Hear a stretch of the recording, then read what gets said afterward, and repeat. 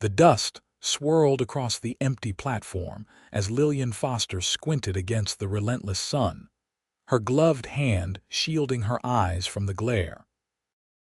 The stagecoach that had delivered her to this desolate outpost had departed hours ago, leaving her alone with her single trunk and the letter from Lucas Armstrong clutched in her trembling fingers.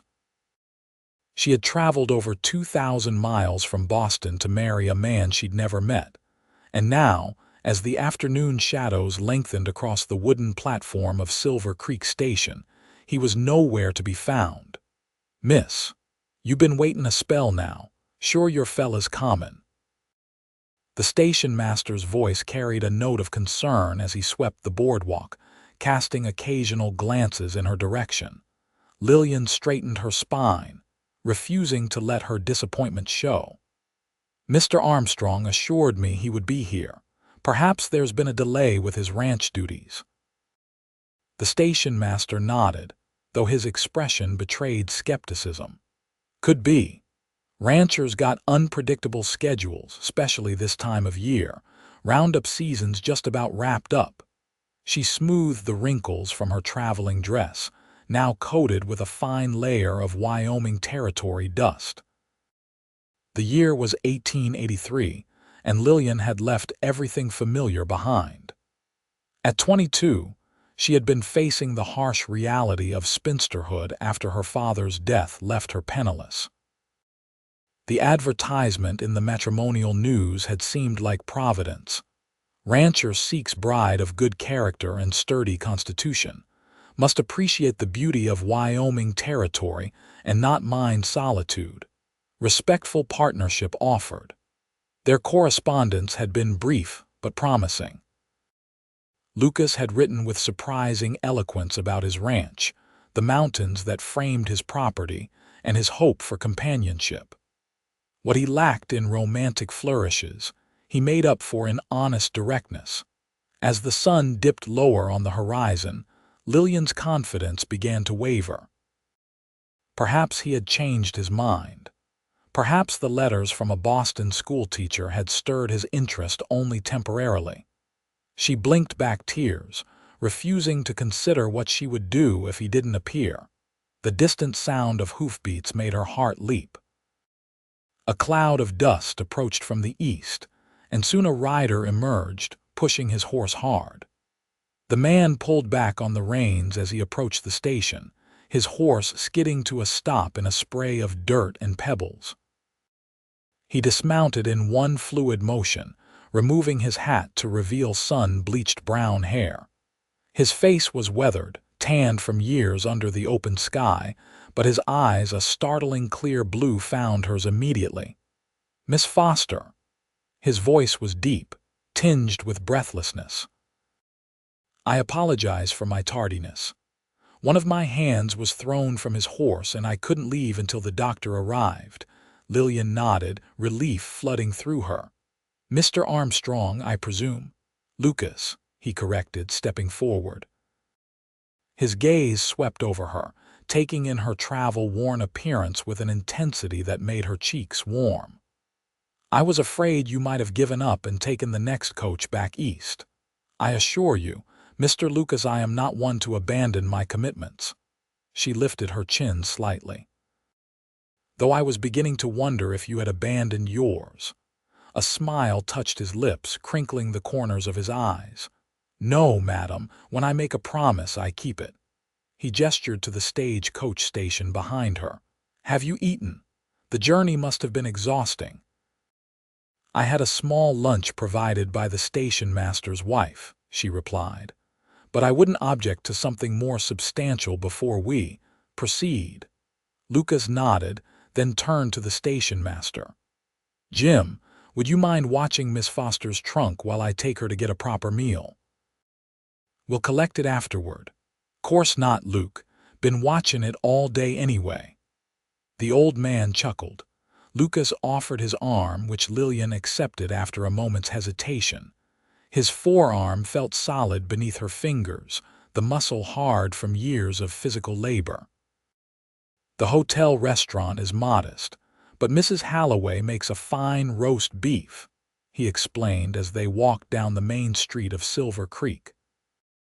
The town was small, just a handful of buildings lining a dirt road, but showed signs of growing prosperity: a new bank, a general store with large windows, and a milliner's shop that would have been respectable even in a larger city. "Have you lived in Silver Creek long?"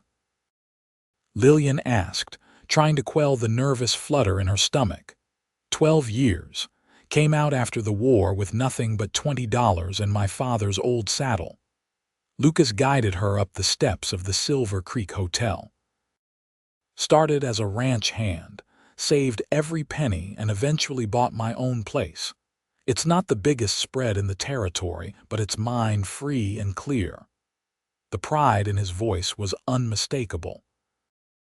Lillian found herself wondering what kind of man he truly was, this rancher who wrote thoughtful letters and apologized for keeping a lady waiting, yet lived in one of the most untamed regions of the country. The hotel dining room was nearly empty at this hour, and they were seated immediately at a small table near the window. Lucas pulled out her chair with unexpected gentility before taking his own seat. "I know this isn't what you're accustomed to," he said once they had ordered. "Boston must seem a world away now." "It is," Lillian admitted, "but I've always believed that life is shaped not by our surroundings but by our choices and actions within them." Something flickered in his eyes, approval perhaps. A philosophy well suited to the West. "Out here, a person is judged by their word and their work, not their background or family connections." "Is that why you chose to seek a bride through correspondence rather than courting someone locally?" The question had been on her mind throughout the journey. Lucas's fingers drummed once on the tablecloth before stilling. "Partially.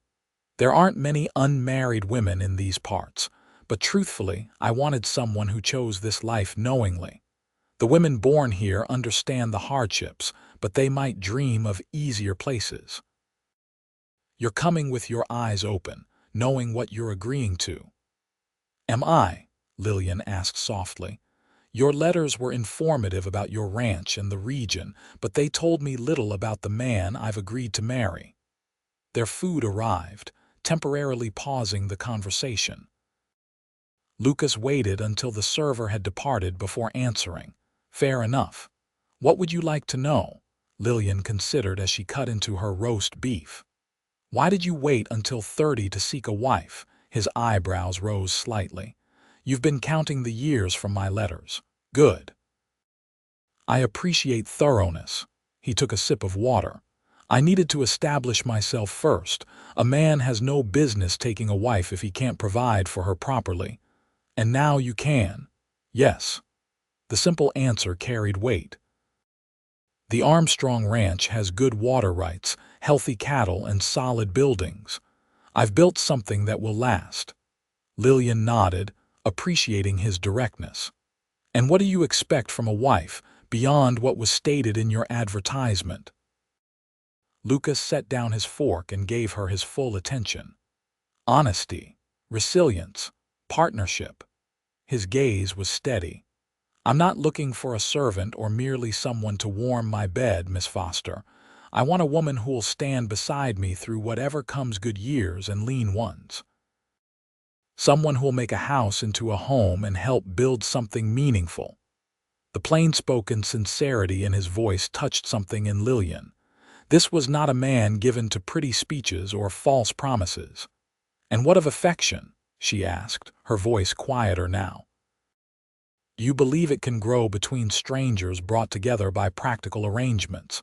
Lucas was silent for a moment, considering her question with the same seriousness he seemed to give everything.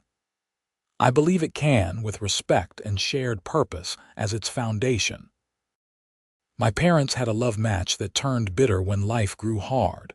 I've seen arranged marriages between neighbors that blossomed into deep devotion over time." His eyes met hers. "I can promise you respect, consideration, and fidelity from the start. The rest, I hope, will come with time." The honesty of his answer was both refreshing and intimidating. Lillian had not expected romantic declarations indeed. She would have distrusted them from a man she'd just met, but the clarity with which he viewed their arrangement made the reality of her situation suddenly stark. "We needn't decide everything tonight," Lucas added, perhaps sensing her unease. "The preacher doesn't come through until next Sunday. That gives you nearly a week to see the ranch, meet some of the townspeople, and determine if this is truly what you want." Relief washed over her. "Thank you." "That's very considerate." "Not consideration, fairness," he corrected gently. "You've traveled far based on letters and promises. You deserve to see what you're agreeing to before you say the words that bind us." They finished their meal with lighter conversation. Lucas asked about her journey, and Lillian found herself describing the vastness of the country she'd traversed, the strange beauty of the plains, and her astonishment at the mountains rising blue in the distance. "Wait until you see them up close," Lucas said, a rare smile warming his features. "There's nothing like watching the sunrise over the Laramie Range from the ranch house porch." After dinner, they collected her trunk from the stage-coach station and loaded it into Lucas's wagon, which had been left at the livery earlier that day. "It's about an hour's drive to the ranch," he explained as he helped her onto the seat. "You'll be staying with Mrs. Thornton tonight. She's the doctor's widow and takes in boarders occasionally. Proper and respectable." Lillian nodded, touched by his concern for her reputation. "That's very thoughtful. Like I said, not thoughtful proper." He climbed up beside her and took the reins. "A man protects what's valuable to him." The words lingered in her mind as they made their way to Mrs. Thornton's tidy home at the edge of town. Valuable. Was that how he saw her? Not as a person yet, perhaps, but as something of worth to be safeguarded. Mrs. Thornton proved to be a cheerful, plump woman in her 50s who welcomed Lillian warmly. "So you're Luke's Boston lady. Been wondering when you'd arrive." "He's been fixing up that old ranch house, something fierce these past months." Lucas cleared his throat, looking almost embarrassed.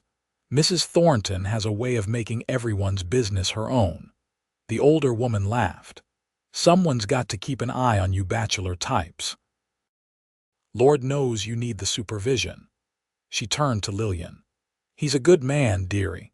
Stubborn as a mule and about as talkative sometimes, but honest down to his boots." "I'll collect you around 9 tomorrow morning if that's convenient," Lucas said, ignoring Mrs. Thornton's commentary. "You can see the ranch and I'll introduce you to my hands." "That would be fine," Lillian replied, suddenly aware of how exhausted she was. The journey, the waiting, the tension of their meeting, it all crashed down upon her at once. Lucas must have noticed, for he tipped his hat and stepped back. "Rest well, Miss Foster. Tomorrow is soon enough for everything else."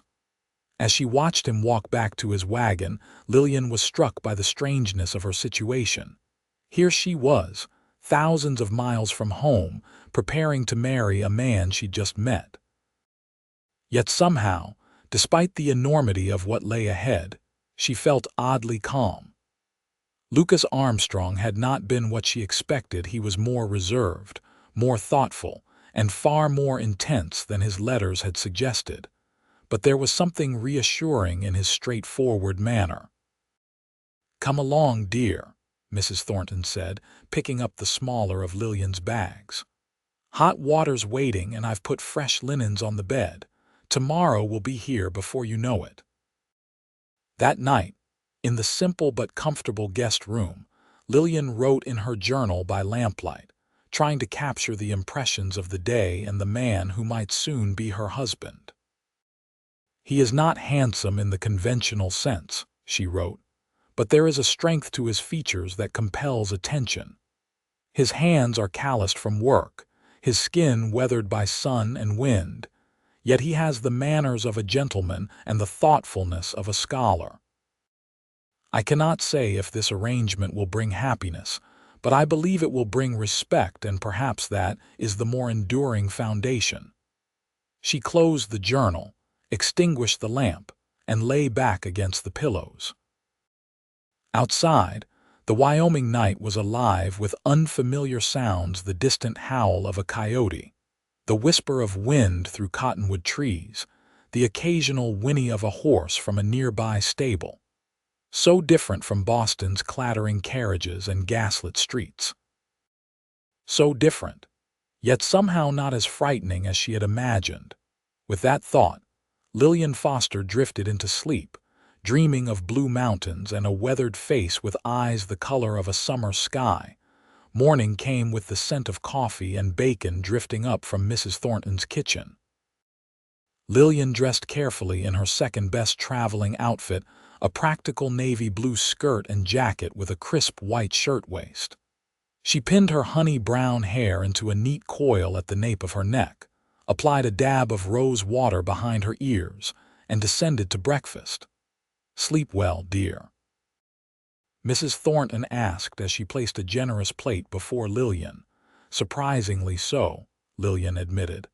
"I expected to toss and turn, considering all that's happening." Mrs. Thornton nodded sagely. "Sometimes the biggest decisions bring the most peace once they're made. Now Eat Up Luke's ranch is 15 miles out, and you'll want your strength." Lillian had just finished her breakfast when a knock came at the door. Mrs. Thornton answered it, and Lucas's deep voice filled the entryway. He appeared in the doorway of the dining room, hat in hand, looking even taller than she remembered in the light of day. "Good morning, Miss Foster. I trust you rested well." "Very well, thank you." She rose, gathering her gloves and reticule. "I'm ready whenever you are." Lucas nodded, then turned to Mrs. Thornton. "I've settled the bill for Miss Foster's stay and added something for your trouble." The older woman waved a hand. "No trouble at all. You just make sure to bring her back for the social at the church on Friday. The ladies are dying to meet her." Outside, Lucas's wagon waited, the horses stamping impatiently. He helped Lillian up, his hands strong and sure at her waist, then climbed up beside her and took the reins. The journey to the Armstrong ranch took them through rolling grasslands dotted with sagebrush and occasional stands of cottonwood trees. As they traveled, Lucas pointed out landmarks: a creek that never ran dry even in the worst droughts, a ridge where he'd once tracked a mountain lion, the distant smudge of blue that marked the mountains proper. "Most of what you can see from here is Armstrong land," he explained as they crested a rise. 3,000 acres, give or take, not the biggest spread in the territory, but good land with reliable water. Lillian tried to imagine it: 3,000 acres, more space than she could comprehend, all belonging to the quiet man beside her. "How do you manage so much land with just a few hands?" "Carefully," he said with a hint of a smile. "And with good horses. A man can cover a lot of ground with the right mount under him." As they approached the ranch, Lillian began to see signs of habitation: fenced pastures where cattle grazed, a windmill turning lazily in the morning breeze, and finally, the buildings themselves. The main house was larger than she had expected, a 2-story structure built of solid logs with a wide porch wrapping around the front. Nearby stood a barn, bunkhouse, and several smaller outbuildings, all well maintained and arranged in a neat semicircle around a central yard. "It's lovely," she said, genuinely impressed. This was no rough frontier cabin, but a proper home, built with care and an eye for permanence. Lucas's expression softened slightly. "It's taken years to get it this way. When I first bought the place, the house was half its current size and the roof leaked something terrible." He guided the wagon to a stop before the house and climbed down, coming around to help Lillian descend. As her feet touched the ground, a small commotion erupted from the bunkhouse. 3 men emerged, wiping their hands on their pants and eyeing Lillian with undisguised curiosity. "Boys," Lucas called, "come meet Miss Foster." The men approached, hats in hands, each nodding respectfully as Lucas introduced them. "This is Charlie Peterson. My foreman been with me 8 years now. That's Miguel Sanchez, best horse breaker in the territory. And the youngster there is Tom Riley, newest addition but learning fast." "A pleasure to meet you all," Lillian said, inclining her head. "The pleasure's ours, madam," Charlie replied, a weathered man perhaps a few years older than Lucas. "Boss has been talking about your arrival for weeks now." Lucas cleared his throat. "Don't you have cattle to check, Charlie?" The foreman grinned. "Just heading out, boss." He nodded to Lillian again. "Madam." As the men dispersed, Lucas guided Lillian toward the house. "They're good men, loyal, work hard. They seem to respect you," she observed. "I pay fair wages and don't ask anything of them I wouldn't do myself." He opened the front door, stepping back to allow her to enter first. "That's the house rule. Everyone pulls their weight. Everyone gets treated with respect." The interior of the house surprised her. While not lavish, it was comfortable and well appointed. The main room held a large stone fireplace, several sturdy chairs with cushions, bookshelves filled with volumes, and a desk in one corner. The floors were polished wood, partially covered with woven rugs that added warmth to the space. "The kitchen's through there," Lucas said, pointing to a doorway. "Dining room adjoins it. Upstairs are 4 bedrooms and what used to be a storage room, though I've been thinking it might make a good nursery someday." The casual mention of children made Lillian's cheeks warm, but she maintained her composure. "You've created a lovely home, Lucas. It's been missing something," he said quietly. "Someone to make it truly a home, not just a place to eat and sleep." The words hung between them, honest and unadorned. Lillian moved to the bookshelf, running her fingers along the spines. "Emerson, Thoreau, Shakespeare. You're well read for a rancher." "Winter nights are long out here," he replied, "and a man's mind needs feeding as much as his body." She turned to face him.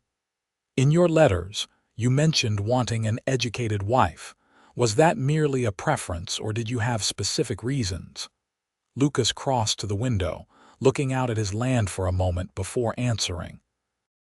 "My mother was a schoolteacher before she married my father and moved west. She always said her books kept her sane during those first hard years." He turned back to Lillian.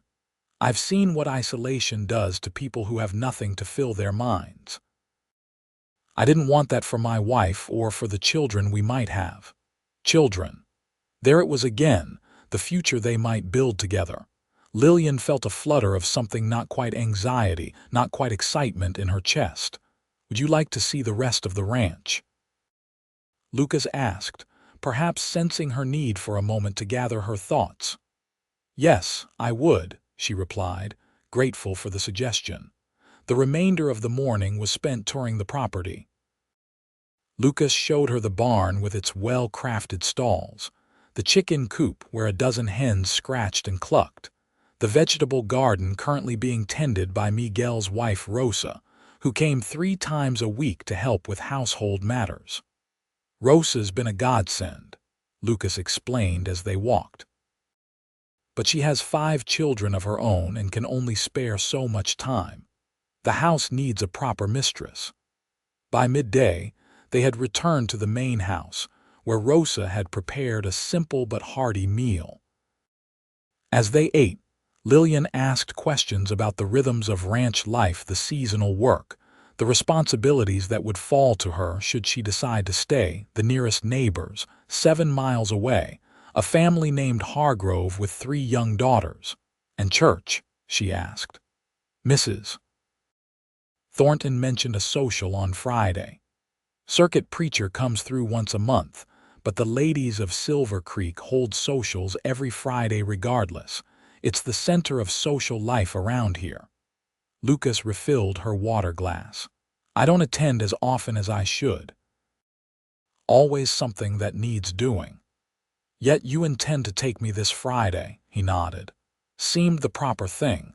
Let you meet the other women, get a feel for the community. His gaze was direct. I want you to have a clear picture of what life here would truly be like. I appreciate that, Lillian said softly. Many men would simply assume my consent was given when I stepped off that stage coach. I'm not many men. The simple statement carried weight. And marriage isn't something to enter lightly, especially out here. Life's hard enough when people choose it freely. After lunch, Lucas excused himself to attend to ranch business, leaving Lillian to explore the house more thoroughly on her own. She ran her hands over the smooth wood of the dining table, examined the practical but well-organized kitchen, and finally made her way upstairs to the bedrooms.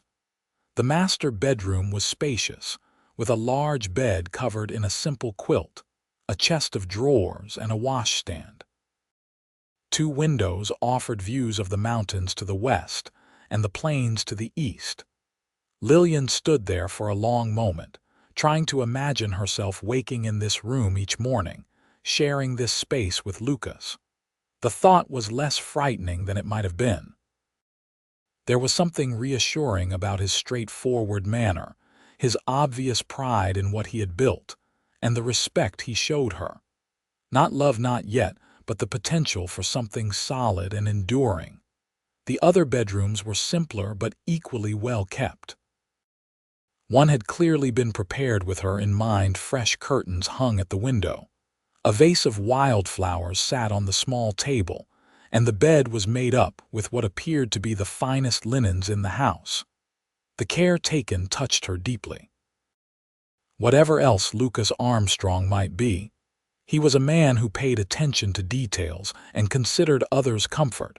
By late afternoon, Lucas had returned, and they sat on the front porch, watching the day's light soften toward evening. The vastness of the landscape still astonished Lillian. Miles of open country stretching to mountains that seemed both impossibly distant and close enough to touch. It's beautiful, she said quietly. Different from anything I've known, but beautiful nonetheless. Lucas nodded. First time I saw this land, I knew I'd found where I belonged. Took years to make it mine, but I never doubted it was worth the struggle.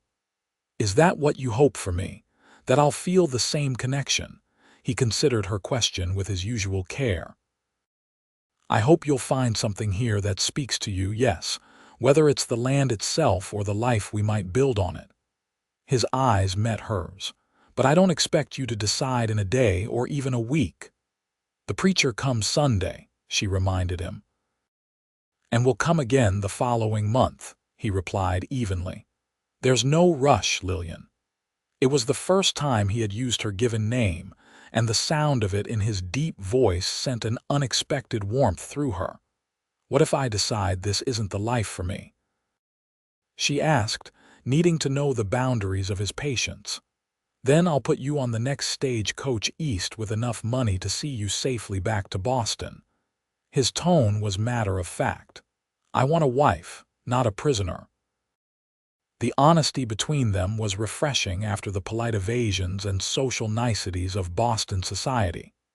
Here, words seemed to mean exactly what they said, no more, no less.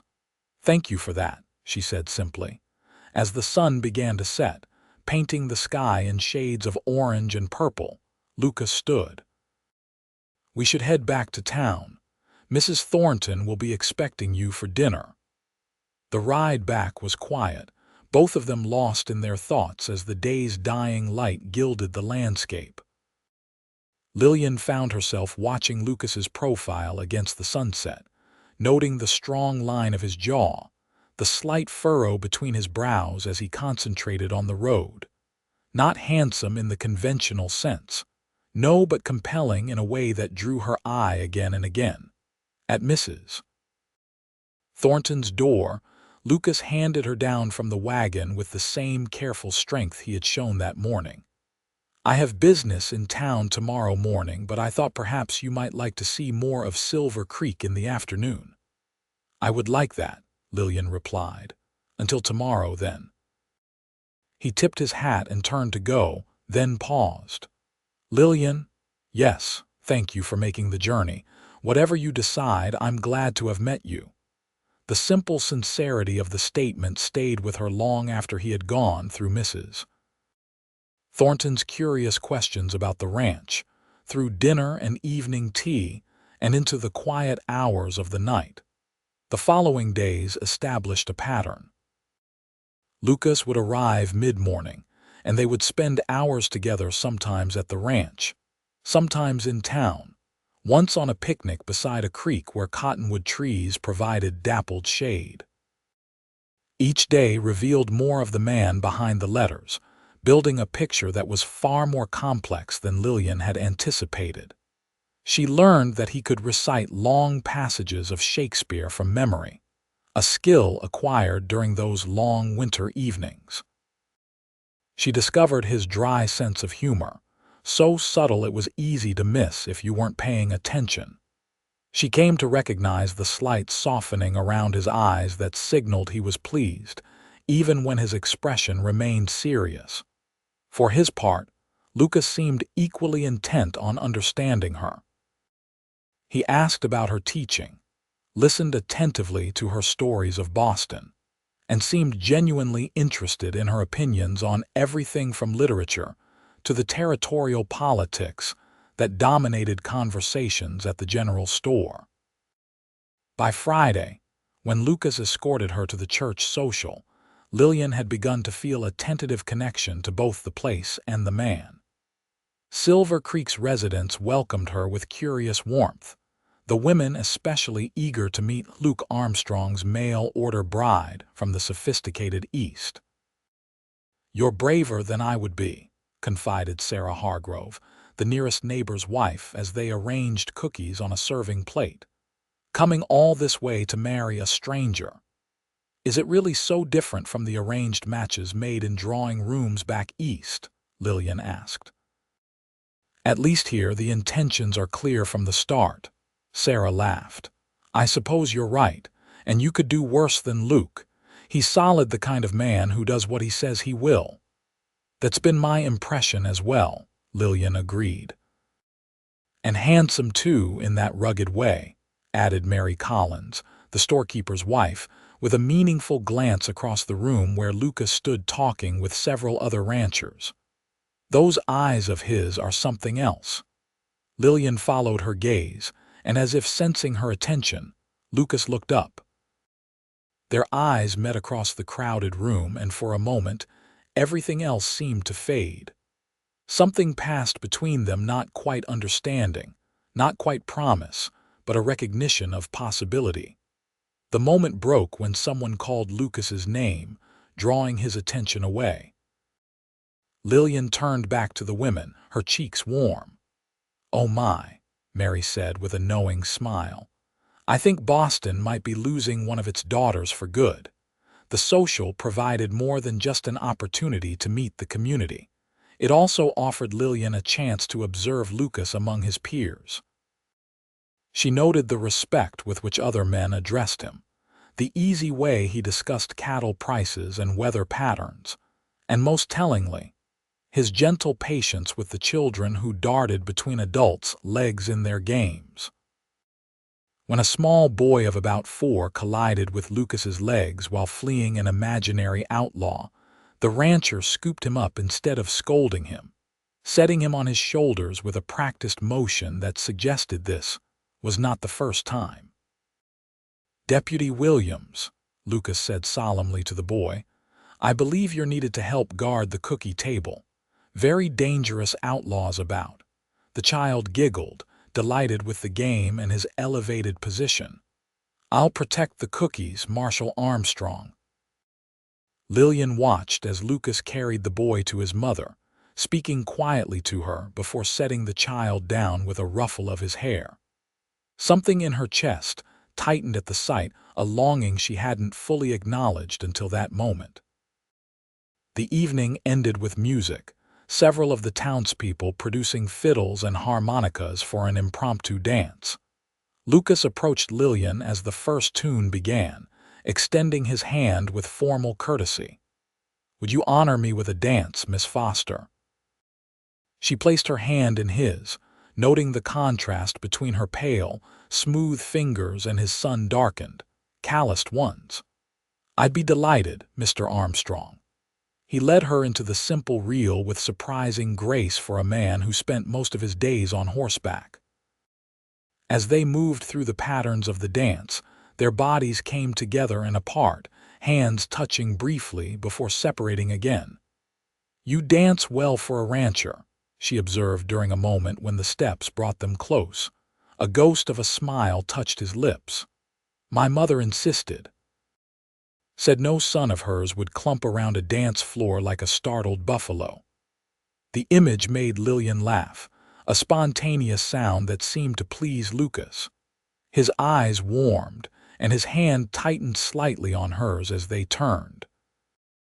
They danced twice more before the evening ended, and in the wagon heading back to Mrs. Thornton's, a comfortable silence settled between them. The night was clear, stars scattered across the vast Wyoming sky like diamonds on black velvet. "I've never seen so many stars," Lillian said softly. "In Boston, the gaslight obscures all but the brightest." "One of the first things I noticed when I came west," Lucas replied.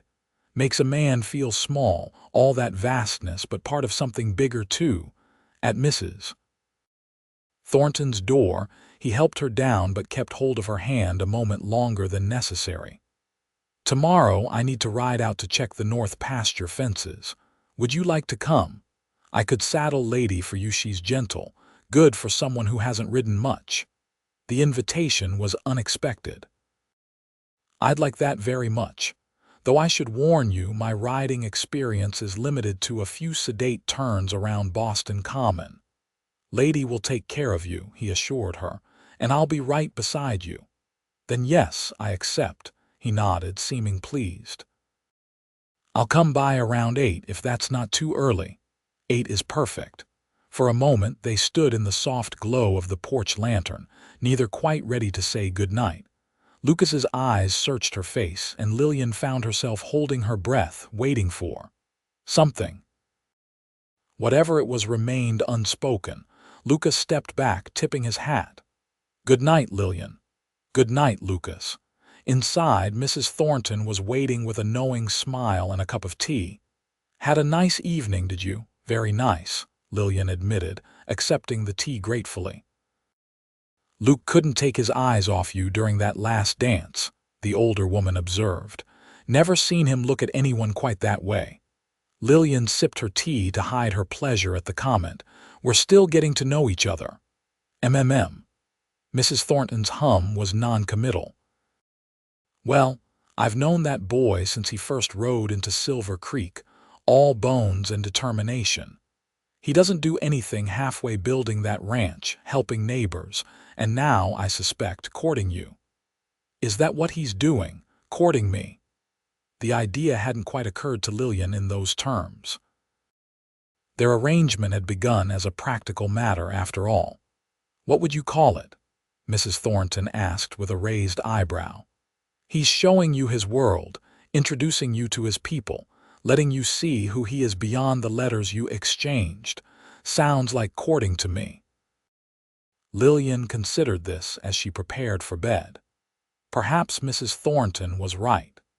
Though their introduction had been unconventional, these days together had taken on the rhythm of a courtship, the kind where two people genuinely sought to know each other before committing to a shared future. The next morning dawned clear and cool, a perfect day for riding. Lillian dressed in her most practical skirt and boots, grateful that she had included them in her trunk despite their unfashionable sturdiness. Lucas arrived precisely at 8, leading 2 saddled horses, his own rangy chestnut gelding and a smaller, dapple gray mare that he introduced as Lady. "She's steady as they come," he assured Lillian as he helped her mount. "Former cavalry officer's horse. Nothing spooks her." The promise proved true as they rode out from town, Lady maintaining a smooth, easy pace that even Lillian's inexperienced seat could manage comfortably. Lucas rode beside her, occasionally pointing out landmarks or sharing stories about the land they traversed. That ridge there had a run-in with a bear my first year on the ranch. Taught me to always carry a rifle when checking remote pastures. Were you hurt? Lillian asked, concerned even though the encounter was clearly long past. Scratched up pretty good, but nothing serious. The bear got the worst of it, poor creature. There was a note of regret in his voice. Didn't want to kill it, but it was him or me. They rode for nearly an hour before reaching the north pasture, a rolling expanse of grassland bordered by a creek on one side and a line of fence on the other. Lucas dismounted to check the fence posts, examining them for signs of weakness or damage. Lillian watched him work, admiring the economical way he moved, the careful attention he gave each post and strand of wire. This was a man who took pride in doing things properly, who understood that neglected details could have serious consequences. When he had finished, Lucas returned to where Lillian waited with the horses. All looks good. We can head back if you're getting tired. Actually, I'm enjoying myself, she admitted. Lady is as gentle as promised and the view is spectacular. Lucas smiled a full smile this time, transforming his serious face. In that case, there's something I'd like to show you. He mounted his horse and gestured toward a rise to the east. Just over that hill. Best view on the property. They crested the hill together and Lillian gasped at the vista that spread before them. The land fell away into a small valley, lush with spring grass and wildflowers, through which a clear stream meandered. Beyond it, the mountains rose in majestic tiers, their snow-capped peaks gleaming in the morning sun. It's breathtaking, she whispered. Lucas dismounted and came to help her down. His hands at her waist were steady and strong, lingering a moment after her feet touched the ground. This is my favorite spot on the ranch. Come here sometimes just to think. They stood side by side, absorbing the beauty of the landscape. A hawk circled lazily overhead, riding the thermal currents with effortless grace. When I first saw this place, Lucas said quietly, I knew this was where I wanted to build my life, raise a family someday.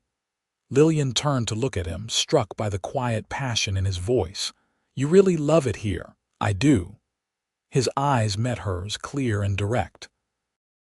It's not an easy life, but it's a good one. Honest. Meaningful. I can see that, she said softly, and she could. The appeal of this life was becoming clearer with each passing day. The openness of the land, the straightforward nature of the people, the satisfaction of work done well. So different from the constraints and pretensions of Boston society. Lucas was watching her closely, as if trying to read her thoughts. What about you, Lillian? Could you see yourself belonging here? It was the question she had been turning over in her mind since her arrival, and yet, faced with it directly, she found herself unsure of the answer. I think I could, but you need more time, he finished for her. I understand. It's not just the place, she tried to explain. It's everything. The decision to marry, to bind my life to someone else's. Lucas nodded. Marriage is the biggest decision most of us ever make. Shouldn't be rushed. His understanding only increased her regard for him. Many men would have pressed their advantage, reminded her of her limited options, or simply assumed her agreement. Lucas did none of those things. They remounted and rode back toward town at a leisurely pace, stopping briefly at a small stream to rest the horses. As Lady drank, Lillian gathered her courage to ask a question that had been nagging at her. Lucas, may I ask something personal? He looked up from adjusting his horse's bridle. Of course. Why did you choose me, out of all the responses you must have received to your advertisement? He straightened, considering her question with his usual care.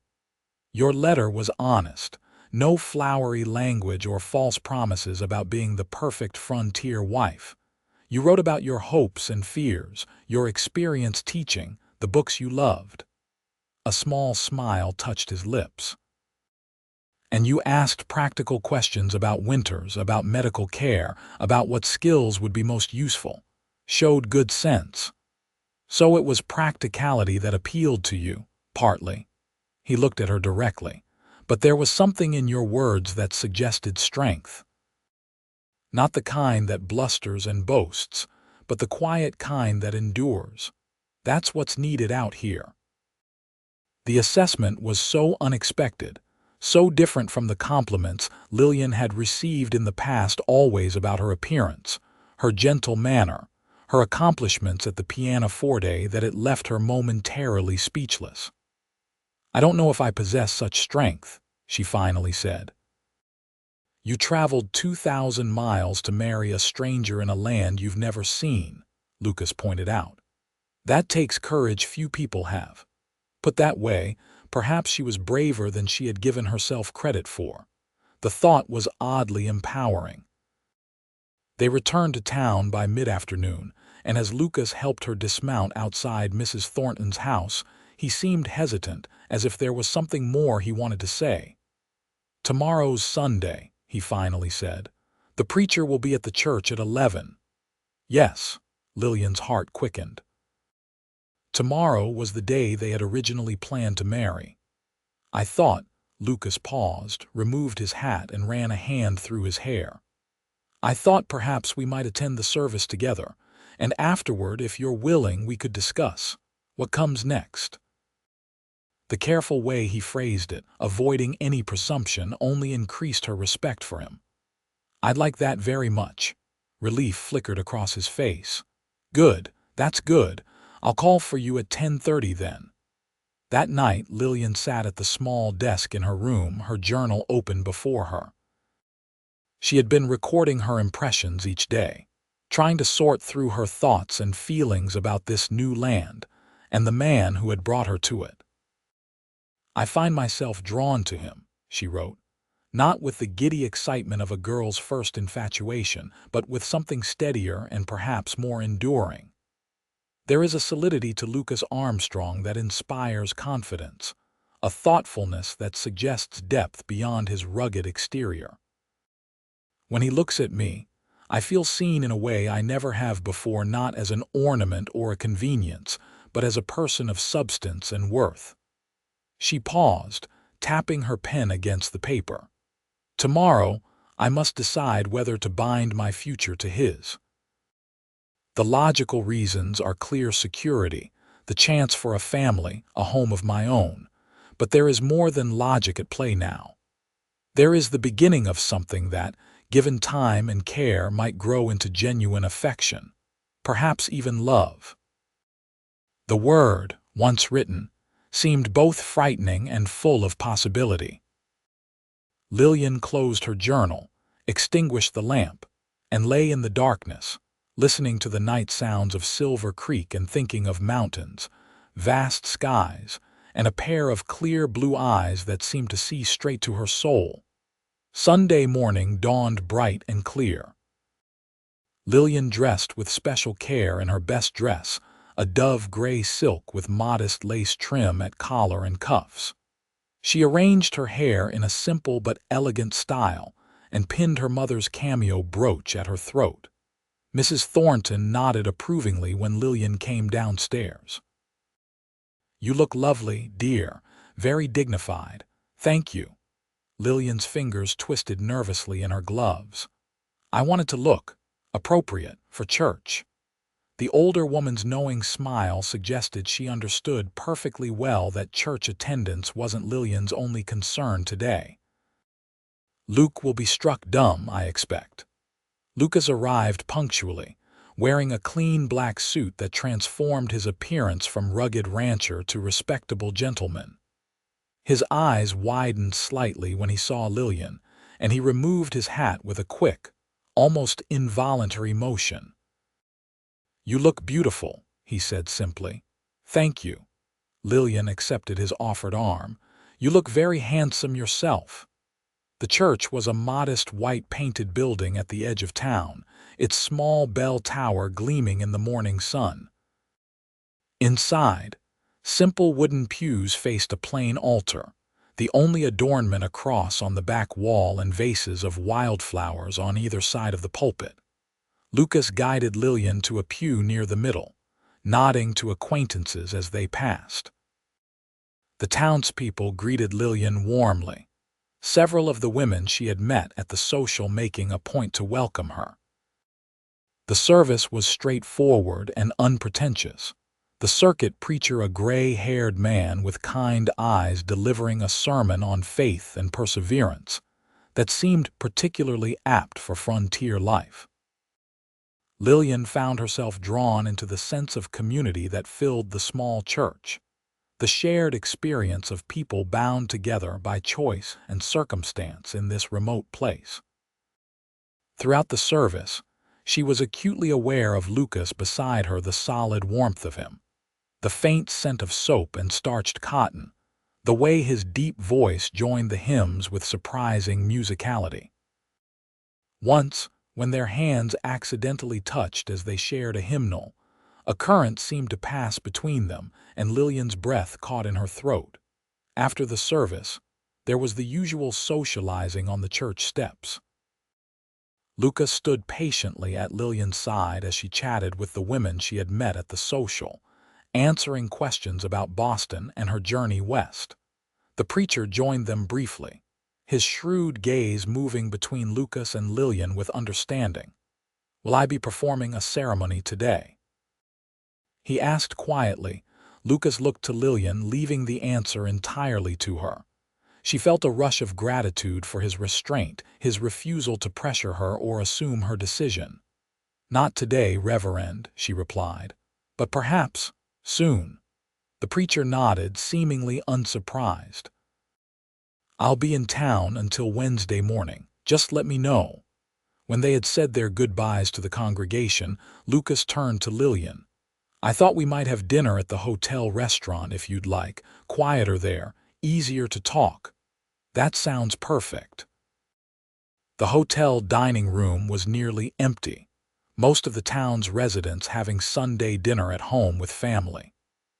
Lucas requested a table by the window, and once they were seated, a certain awkwardness fell between them, the weight of the decision hanging in the air. "I meant what I said to the preacher," Lillian said finally, breaking the silence. "About perhaps soon." Lucas nodded, his expression carefully neutral. "I'm glad to hear it, but I want you to be sure, Lillian, completely sure." "I know." She smoothed her napkin in her lap. "These past days have shown me much about this place and about you, more than your letters ever could. And—" his voice was steady, but she could see the tension in his shoulders, the way his fingers pressed against the tablecloth. "And I find myself drawn to the life you've described, to the possibility of building something meaningful here." She met his gaze directly. "To you, Lucas." Something shifted in his expression, a softening, a warmth that hadn't been there before. "I've come to care for you, Lillian, more than I expected to this quickly." The simple admission made her heart beat faster. "I feel the same way." Their food arrived, temporarily pausing the conversation. When the server had departed, Lucas continued, his voice lower, meant for her ears alone. "I told you before that I believed affection could grow from respect and shared purpose. What I didn't say is that I'm already finding that to be true." His eyes held hers. "These few days with you have been enlightening." "In what way?" "I thought I was seeking a practical partnership, someone to share the work and responsibilities of the ranch, and I do want that." His voice deepened. "But I find myself wanting more, hoping for more." The honesty of his admission moved her deeply. This wasn't a practiced declaration of love, but something rarer, a man acknowledging the stirrings of genuine feeling, tentative but real. "I had similar expectations," Lillian confessed.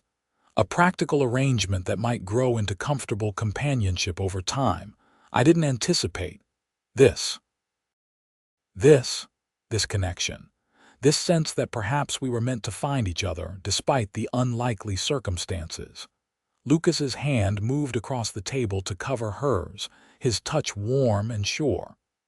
I'm not a man given to flowery speeches or grand gestures, Lillian. But I promise you this, if you choose to stay, to become my wife, I will do everything in my power to make you happy, to build a good life together.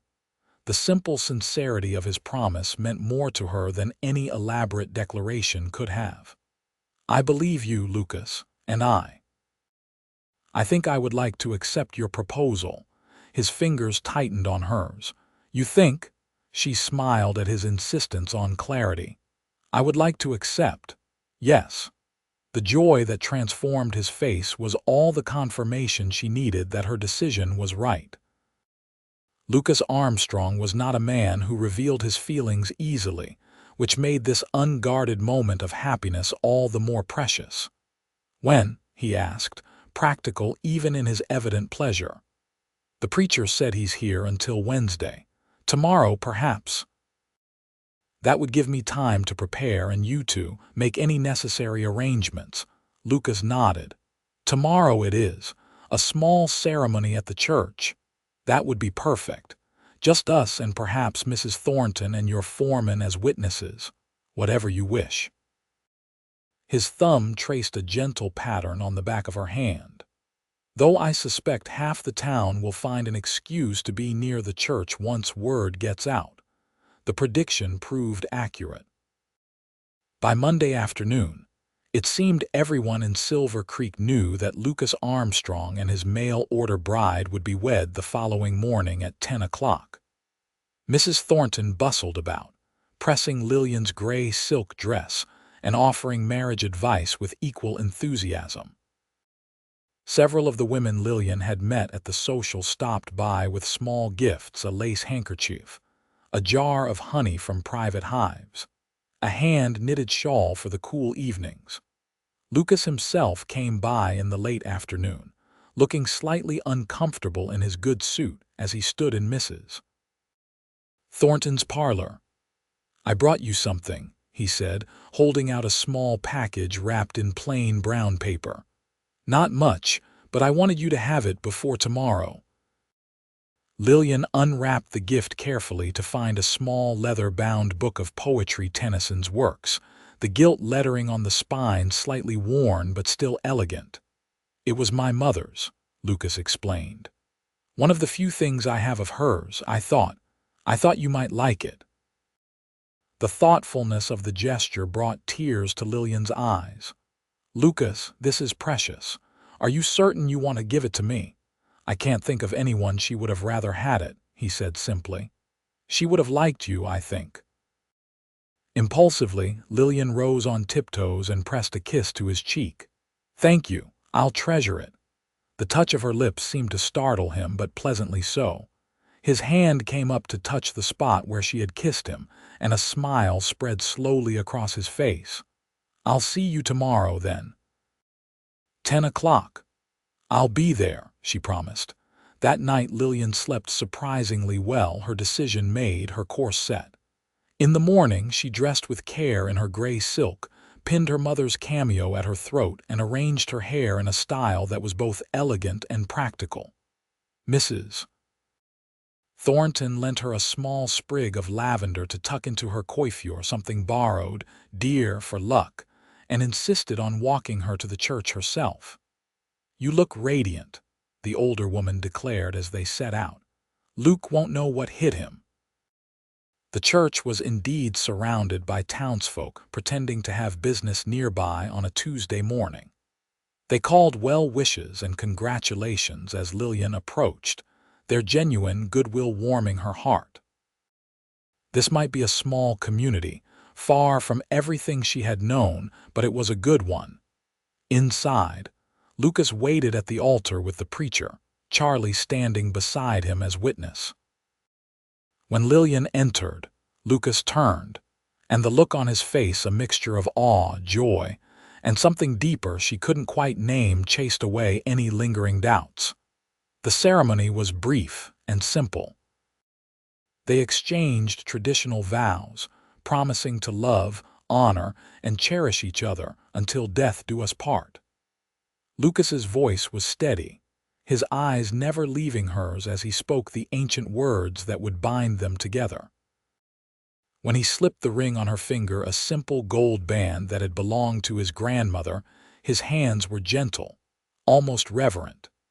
And when the preacher pronounced them husband and wife, Lucas leaned down to kiss her with a tenderness that made her heart flutter. It wasn't the passionate embrace of storybook lovers, but something perhaps more meaningful, a promise, a beginning, a seal on the commitment they had just made before God and community.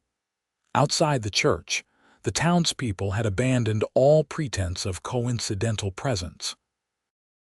They surrounded the newlyweds with congratulations, well wishes, and an impromptu shower of rice and flower petals.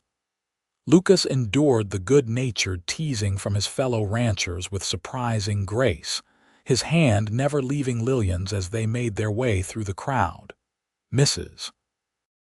Thornton had arranged a small reception at the hotel, where the newlyweds accepted congratulations, shared cake and punch with the community, and received a surprising number of practical gifts: linens, kitchen implements, a beautiful handmade quilt from the church ladies. By mid-afternoon, they were finally able to depart, Lucas helping Lillian into his wagon for the journey to what was now their home. Her trunk and belongings had been collected from Mrs. Thornton's earlier, and as they left town, Lillian felt a strange mixture of nervousness and anticipation. "Are you comfortable?" Lucas asked as they turned onto the road leading to the ranch. "Not too tired from all the excitement? I'm fine," she assured him.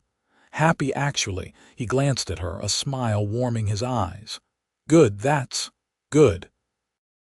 They fell into a companionable silence for much of the journey, both perhaps contemplating the significance of the day and the changes it brought to their lives. As they approached the ranch, Lillian noticed small differences: fresh paint on the porch railings, a new flower bed beside the front steps, curtains in windows that had been bare during her previous visit. "Did you do all this in the past 2 days?" she asked, touched by the evidence of his preparations. Lucas nodded, looking almost embarrassed. "Wanted it to look welcoming for you. Rosa helped with the curtains, said no decent house should have bare windows." "It's lovely," Lillian said sincerely. "Truly." He helped her down from the wagon, then hesitated for a moment before sweeping her into his arms in a smooth motion. "Tradition," he explained as he carried her toward the door. "Though if you'd rather walk."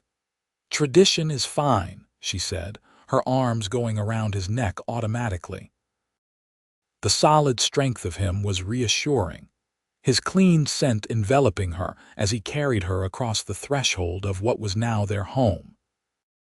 Inside, more surprises awaited: a vase of wildflowers on the dining table, a new cushioned rocking chair by the fireplace, shelves that had been rearranged to make space for her books. Small touches that spoke of thoughtful preparation. Lucas set her down gently in the main room.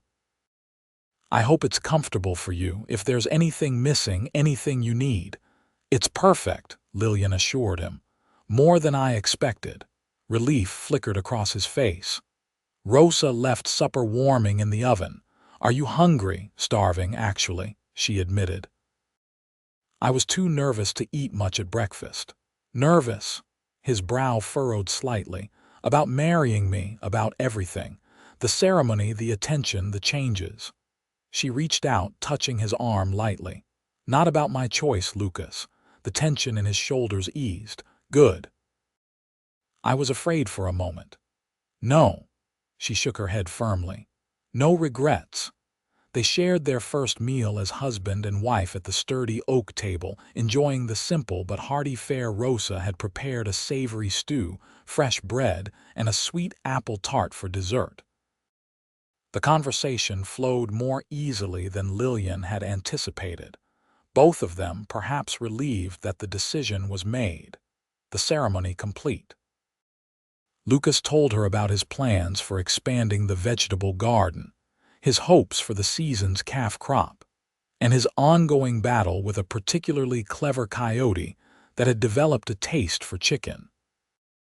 Lillian shared stories from her teaching days, described her favorite spots in Boston, and admitted her apprehension about her first winter in Wyoming. "They're harsh," Lucas acknowledged, "but the house is solid, well insulated. We've plenty of firewood stocked and the larder's always full by first snow. I'm not afraid exactly," she clarified, "just aware that it will be different from anything I've experienced." "We'll face it together," he said simply. "That's the point of all this, isn't it? Sharing burdens, sharing joys." The straightforward wisdom of his words struck her anew. This was indeed the essence of marriage, two people committed to weathering life's storms and celebrating its blessings as one. As evening deepened into night, a new awareness grew between them, the recognition that soon they would retire together as husband and wife. Lillian felt her cheeks warm at the thought, though she had known this moment would come since accepting his proposal. Lucas seemed to sense her nervous anticipation.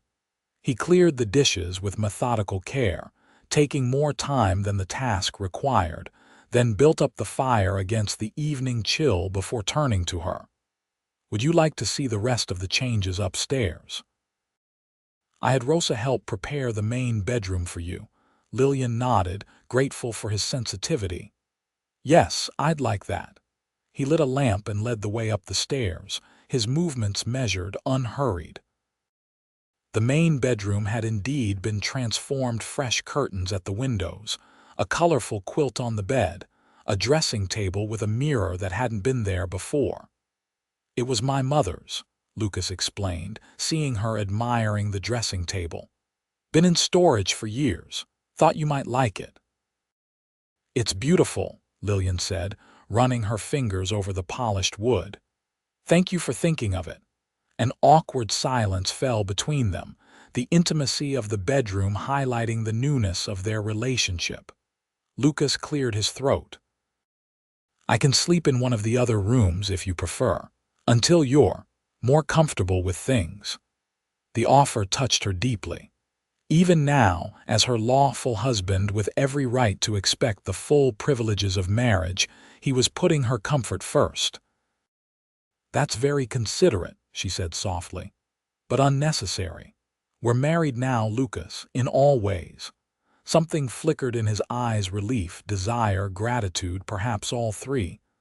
"I want you to be sure, Lillian, there's no rush." In answer, she stepped closer, reaching up to touch his face. "I'm sure." The kiss that followed began gently, a tentative exploration, but quickly deepened as months of loneliness, years of longing for connection, found release in each other's arms. Lucas's hands were gentle as they traced the curve of her back, but there was a restrained power in his touch that sent shivers through her. "I've wanted to do that since I first saw you at the stagecoach station," he confessed when they finally broke apart, both breathing unevenly. "Why didn't you?" she asked, her fingers threading through his hair. A smile touched his lips. "Didn't seem proper, greeting a lady by kissing her senseless in public." Lillian laughed, the tension of the moment broken. "No, I suppose not, though it might have made quite an impression." "I was afraid you'd take the next stage back east if I tried," he admitted. "You looked so proper standing there in your traveling clothes, all Boston refinement. And now," she gestured to her rumpled dress, her hair coming loose from its pins. His eyes darkened. "Now you look like my wife. The most beautiful thing I've ever seen." The night that followed was a revelation: tender, passionate, and ultimately deeply connecting. Lucas proved to be as considerate and attentive in this most intimate aspect of marriage as he was in all others, his strength tempered by gentleness, his passion guided by care for her comfort and pleasure. Afterward, lying in his arms as moonlight filtered through the curtains, Lillian felt a profound sense of rightness, of having found her place in the world. It wasn't where she had expected to find it, thousands of miles from her birthplace, in the arms of a man she had known for barely a week, but it was unmistakable nonetheless. "Are you all right?" Lucas's voice rumbled beneath her ear where her head rested on his chest. "More than all right," she assured him, pressing a kiss to his shoulder. "Happy?" His arms tightened around her. "Good, that's what I want most, your happiness and yours," she asked. "What makes you happy, Lucas?" He was quiet for a moment, his hand stroking her hair in a gentle rhythm. "This," he finally said. "Having someone to share everything with. The good days and the hard ones. Someone who sees me, really sees me." The simple honesty of his answer brought tears to Lillian's eyes. "I do see you," she whispered. "And I'm glad it's you I found at the end of that long journey." "About that," he said, his tone changing slightly, "there's something I've been meaning to tell you." She raised her head, curious at the shift. "What is it?" Lucas looked almost embarrassed. "That day at the stagecoach station. I wasn't late because of a ranch hand being thrown from his horse." "You weren't," Lillian frowned. "But you said, 'I know, I lied.'" He sighed. "Truth is, I was so nervous about meeting you that I couldn't bring myself to ride into town. Spent hours sitting on that ridge overlooking the station, watching you wait, telling myself to get down there." The confession was so unexpected that Lillian found herself speechless for a moment. "You were afraid of meeting me, terrified," he admitted. "What if you took one look at me and decided to head straight back east? What if my letters had promised more than I could deliver? What if you were disappointed?" The vulnerability in his voice, the glimpse of uncertainty beneath his usual confidence, touched something deep within her. This strong, capable man had been as nervous about their meeting as she had been. "Why did you finally come down?" she asked. A wry smile touched his lips. "Saw you standing there, waiting so patiently hour after hour. Thought to myself, that's a woman with grit. That's someone worth facing your fears for." Lillian laughed softly, shaking her head. "And all that time I was wondering if you'd changed your mind entirely." "Never," he said firmly. "The moment I saw you up close, I knew I'd made the right choice. When our eyes met, I thought to myself, she's the only thing I came for, the only thing worth having." The words, spoken in the quiet intimacy of their marriage bed, carried a weight that formal vows could not. This was the true promise between them: recognition, acceptance, commitment freely given and received. Lillian reached up to touch his face, tracing the strong line of his jaw, the curve of his mouth. "I'm glad you found your courage, Lucas Armstrong." "So am I, Lillian Armstrong." He caught her hand, pressing a kiss to her palm. "So am I." In the days and weeks that followed, they settled into a rhythm of shared life. Lillian learned the routines of the ranch, taking over management of the household, expanding the garden, and gradually adding touches that transformed the solid house into a true home. Lucas taught her to ride properly, to recognize the signs of changing weather, to appreciate the beauty in the sometimes harsh landscape. There were adjustments, of course. Lillian had to accustom herself to the isolation, the physical demands of ranch life, and the unpredictability of nature's whims. Lucas needed to remember to include his wife in decisions, to express his thoughts more fully than had been his habit, to make space in his ordered existence for another person's needs and preferences. But with each passing month, the bond between them deepened. What had begun as a practical arrangement, softened by attraction and mutual respect, blossomed into genuine love, the kind that grows stronger through shared challenges and simple daily kindnesses. By their first anniversary, as they sat on the porch watching the sunset paint the mountains in shades of gold and purple, Lillian knew with absolute certainty that she had found her true home.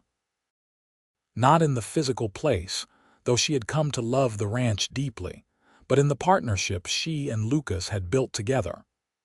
"Penny, for your thoughts," Lucas said, his hand finding hers on the armrest between their chairs. Lillian smiled, her free hand resting lightly on the small swell of her abdomen where their first child was growing. "I was thinking about that day at the stagecoach station, how frightened I was that you wouldn't come. And I was hiding on the ridge, too scared to come down," he recalled with a chuckle. "What a pair we were. Are," she corrected gently. "What a pair we are." Lucas lifted her hand to his lips, pressing a kiss to her fingers. "Best decision I ever made, putting that advertisement in the paper. And the best I ever made was answering it." Lillian leaned her head against his shoulder, contentment washing over her as the first stars appeared in the darkening sky. "Though I still think you should have mentioned the rattlesnakes in your letters," his laugh rumbled beneath her ear. "Would you have come if I had? For you?" "Yes." She turned her face up to his. "I would have braved far worse than snakes to find what we have, Lucas." His kiss was as tender as that first night, yet deeper now with the knowledge of each other, the history they had built together, the future stretching out before them as vast and full of promise as the Wyoming sky.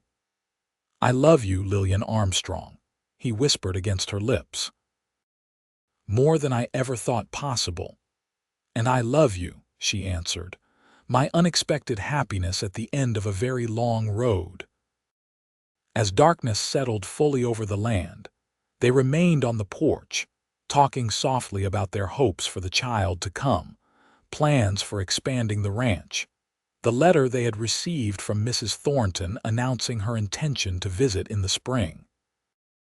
Simple conversations that would have seemed mundane to anyone listening, yet were infused with the quiet joy of two people who had found in each other exactly what they needed, though neither had known quite what they were seeking: a mail-order bride who had waited in the dust, a cowboy who had finally found the courage to claim the only thing he truly wanted. And between them, a love that had grown from the most practical of beginnings into something neither could have imagined, strong, enduring, and as essential to their lives as the air they breathed.